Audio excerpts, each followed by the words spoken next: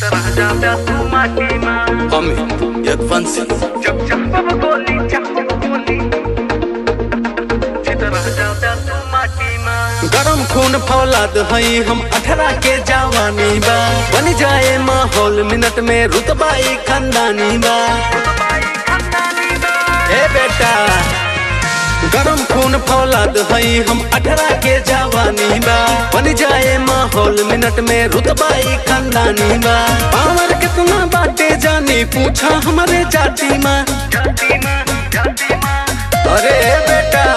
जब चाहब गोली छाती माँ छित रह जा तू माटी माँ जब चाहब गोली छाती माँ छित रह जा तू माटी माँ छित रह जा तू माटी माँ छित रह जा तू माटी माँ जब चाहब गोली छाती माँ छित रह जा तू माटी माँ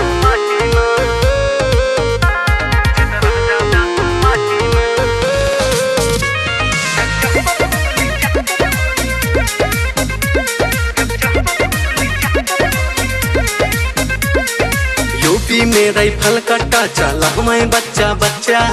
रंगदारी देखावे जे चबा जाले ये कच्चा समझ ल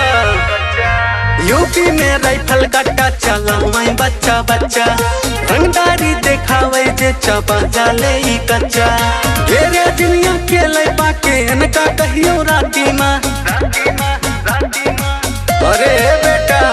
जब चाहब गोली छाती माँ छित रह जा तू माटी माँ जब चाहब गोली छाती माँ छित रह जा तू माटी माँ छित रह जा तू माटी माँ छित रह जा तू माटी माँ जब चाहब गोली छाती माँ छित रह जा तू माटी माँ Amit Yaduvanshi Jab Jab Goli Jab Goli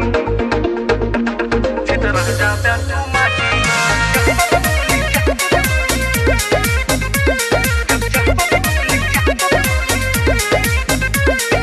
अगर तू हया शेर त बेटा हम हई शिकारी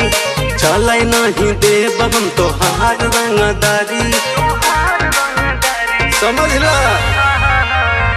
अगर तू हया शेर त बेटा हम हई शिकारी चले नहीं देव हम तो हार रंगदारी बरसात के मेढक समझा जिंजे निकले बरसाती माँ अरे बेटा जब चाहब गोली छाती माँ छित रह जा तू माटी माँ जब चाहब गोली छाती माँ छित रह जा तू माटी माँ छित रह जा तू माटी माँ छित रह जा तू माटी माँ जब चाहब गोली छाती माँ छित रह जा तू माटी माँ